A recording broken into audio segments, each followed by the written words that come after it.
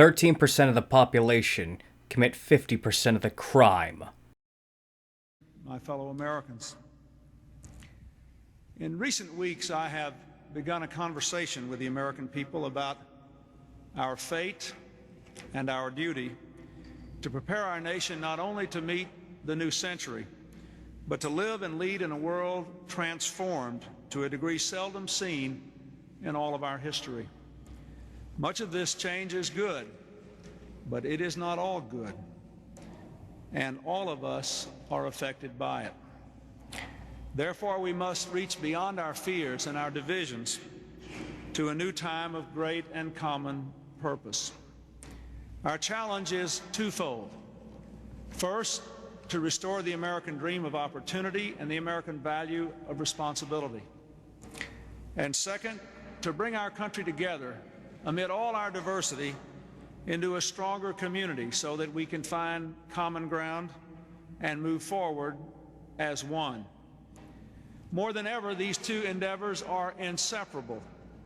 I am absolutely convinced we cannot restore economic opportunity or solve our social problems unless we find a way to bring the American people together. I find it interesting how we got the complete opposite of that. In 1964, President Lyndon B. Johnson declared an unconditional war on poverty in America.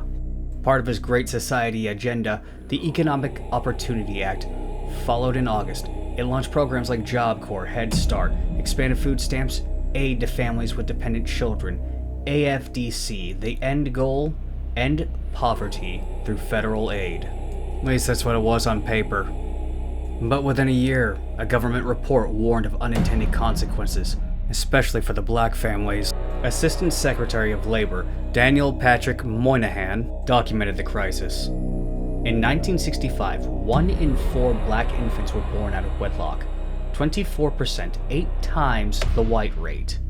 Almost 1/4 of black families were already headed by single mothers. Moynihan warned that by welfare rules, paying benefits only when no man was in the home created perverse incentives. Fathers became optional, families fractured. Before the Great Society, black families had shown remarkable resilience. In 1960, roughly 65 to 78% of black children under the age of 18 lived in two-parent homes, higher stability than many expected after centuries of slavery and Jim Crow. Black poverty had already plummeted from 87% in 1940 to 47% by 1960 through private sector jobs, education, and migration without massive federal welfare. The welfare state changed that. AFDC and later programs subsidized single motherhood. Marriage rates collapsed. By the 1980s, black and out-of-wedlock births had surged to 60%. Today, around 70% of black children are born to unmarried mothers, and only out of about 44% live in two-parent homes. Economists like Thomas Sowell later said a vastly expanded welfare state in the 1960s destroyed the black family, which had survived centuries of slavery and generations of racial oppression, only to be destroyed by the government. Family breakdown correlated directly with a national crime explosion. Violent crime rates began their steep climb right after the War on Poverty launched, peaking in the early 1990s. Fatherless homes became the strongest predictor for delinquency amongst all races. And look who promotes this the most. The same people who promote all of this, who promote the welfare state, who promote single-parent households. Do you know how they look at minorities? And they treat us like pets. Studies consistently show boys raised without fathers go so far as to likely join gangs, drop out, and commit violent crimes. And this is what you need to expect when they remove the protector from the home. So look at the data. Pre-1960s, the data was real. Post-welfare, the black poverty decline slowed, while family disintegration accelerated and crime followed. You cannot remove the father and expect strong communities. Something needs to fill the void. And when father is gone, what do you expect to do that? The media. During the crime waves of the 1990s, we had gangster rap. During the 2010s, you had the drug-fueled mumble rappers. Something will always fill the void. And if fathers aren't there to impart values, what do you think is left? Always a caricature of masculinity. When a good father isn't there, they will look to whatever they see as a symbol of success. And when those symbols of success are absolute garbage, what do you expect for society?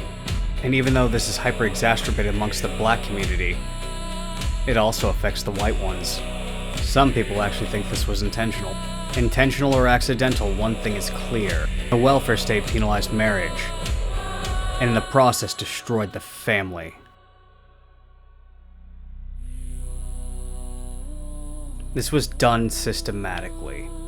The same people who brought this to you, they're the same people who are always demonizing masculinity. They're the ones who claim everything is racist. They're the ones who get incredibly mad when I tell them, no, I won't do what you tell me to. Because they tell me I should do things based on the color of my skin. They are the ones that ruin the economy. They are the ones breaking apart families.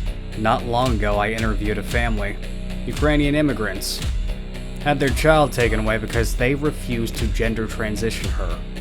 The same people who would go after your job for your political opinions online. The same people committing acts of political violence on an almost daily basis now.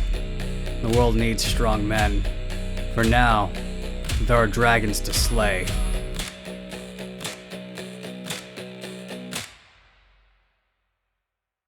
If I let the white supremacists talk about that statistic, then we'd be talking about pseudoscience and blaming the Jews for everything.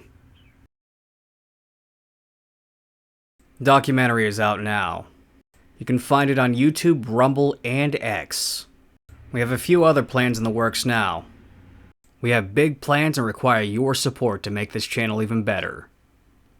So support us by scanning that QR code and donating.